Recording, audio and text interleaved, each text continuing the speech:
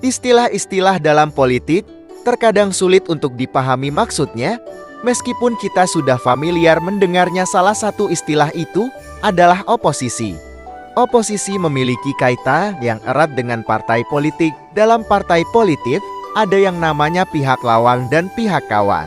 Pihak lawan disebut dengan oposisi, sedangkan pihak kawan disebut dengan koalisi. Langsung saja kita bahas apa itu oposisi.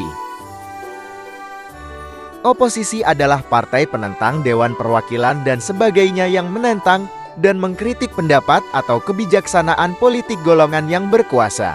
Kata oposisi berasal dari bahasa Inggris opposition yang berarti berlawanan dalam dunia politik. Oposisi adalah partai penantang di Dewan Perwakilan yang menentang dan memberi kritik kepada politik golongan yang berkuasa. Pada hakikatnya, oposisi adalah mengawal dan mengkritisi kebijakan pemerintah agar berjalan sesuai dengan undang-undang.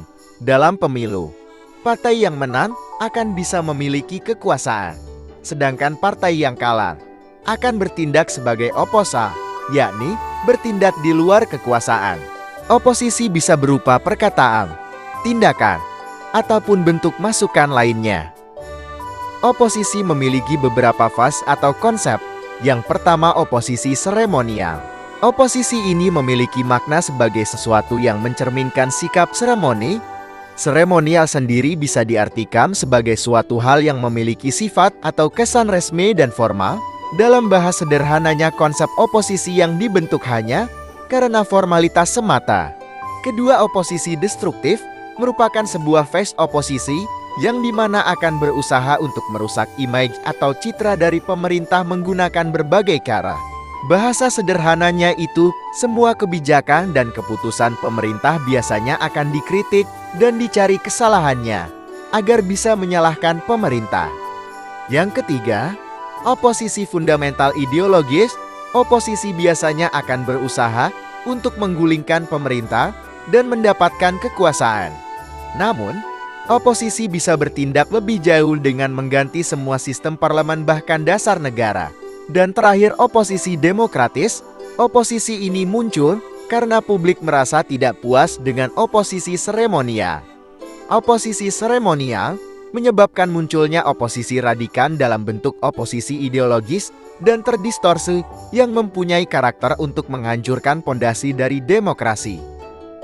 Oposisi dalam konteks kehidupan demokrasi adalah bagian yang tidak bisa dipisahkan karena merupakan salah satu fondasi pemerintah.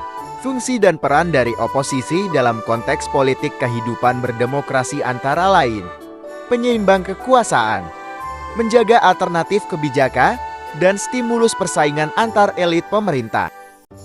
Partisipasi dalam oposisi biasanya disebabkan oleh tiga hal, yakni modernisasi, adanya perubahan struktur sosial, dan adanya pengaruh dari kubu berintelektual. Itulah sedikit pengetahuan tentang oposisi. Jika kalian suka, jangan lupa like, komen, dan subscribe.